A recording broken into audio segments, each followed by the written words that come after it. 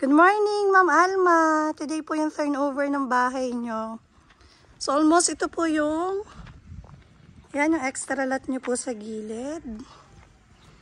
And then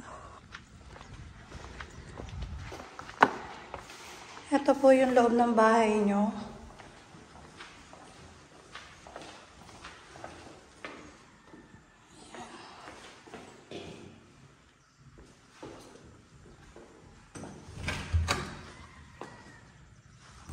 Extra lot nyo po.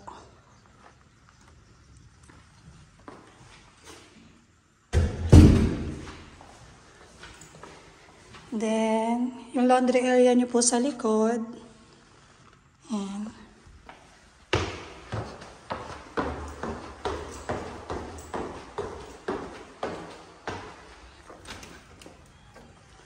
Your balcony po. Yan, yan po yung inyong overlooking dito sa morning. Yan. And then, here's your master bedroom po. Yan. And your second bedroom. And your third bedroom. Then, ito po yung inyong toilet and bath dito sa taas.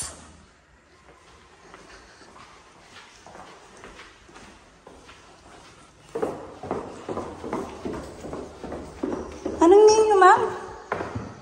Ma'am? Property engineer. Okay. Iyan na lang. Alas pa si client, may usapan na, hi ma'am, okay na po yung mga documents, already signed na po, na-check na po yung mga ano. Yan, follow up ko na lang po kay Miss Mika yung CTS niya, ano pa, para makapag-proceed po tayo sa inyong renovation.